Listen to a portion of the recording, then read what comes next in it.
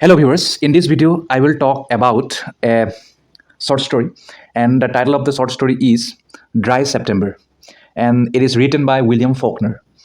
So without any delay, let's try to know the summary of this short story. In the short story, we will get to know if you read, and please read the whole text, original text, then only things will be clear.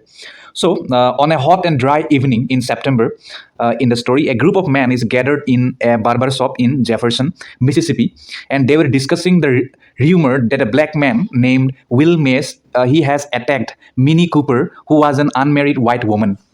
And the barber Henry Hawksaw, he also attempted to convince the other man that Mays is innocent. But the others, they were so angry and they were angrily arguing that a white woman must be telling the truth. So the war hero John McElden, he entered the shop and a gun was protruding from his pocket to round up a group of men to find Mays. And as the men leave with McElden, Hacksaw, he had made up his mind to follow them and try to stop them from hurting Mays. So, as you all know, in American history, African American or the blacks, they were never treated uh, equally, but they had fought countless battles for their human right, for their fundamental rights, right? So, therefore, they have been treated as a inferior being, and they have not treated as human.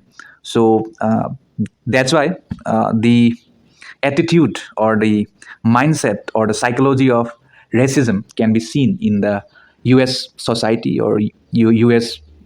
Environment. So that problem of racism, the author he has tried to delineate through this work, and it is often seen that African American person or African American soul or human being, uh, they are often the victim of this racism, prejudice, stereotype, and so on, right? And if a white man does something, then it is often seen that white men or white women or white folks, uh, they are ignored.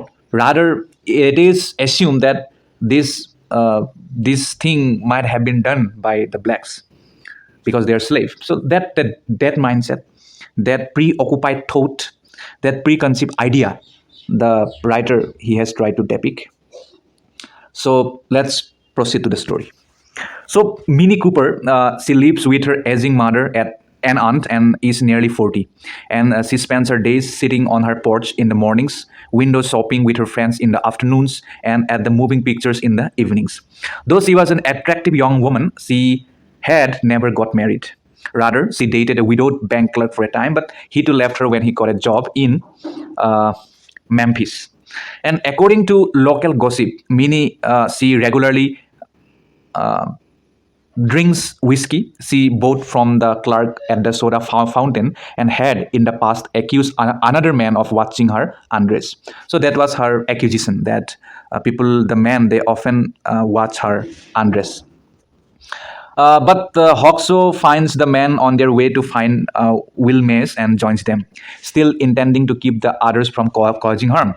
Furthermore, the men, they arrive at the ice factory where Mays works, drag him out and handcuff and beat him, and then put him in the back seat of the car next to Hawksaw.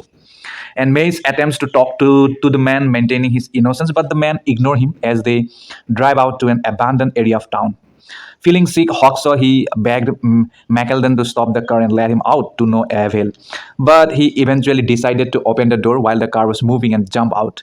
And Hawksaw then walked along the road, hiding in a ditch when the car passed him on its way back to town. In the meantime, Minnie was preparing to go to the movies for the evening, and she was suddenly the center of attention because her friends, they came to help her dress and press her for more information about the crime. And the men downtown, they also watched her and whispered about her and Mays.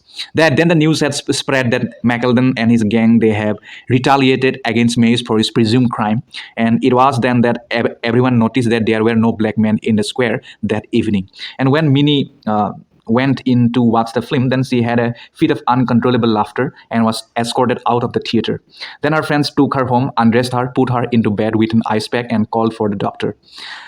With the passage of time, we got to know that Meckleton returned home at midnight. His wife had stayed awake, and which angered Meckleton and led to a confrontation between the couple. Then Meckleton abused his wife verbally, then grabbed her shoulder and threw her onto a chair. Then he walked to the bed, undressed, put his gun on the bedside table, and attempted to wipe the sweat from his body. So in that way, it ends. Okay, uh, that's it. I have not fully tried to cover it. Please read the whole text. Then all the things will be clear to you. Okay, and that's it. So this story has tried to limn how blacks or how African American or men or women are the subject of perhaps prejudice or stereotypes.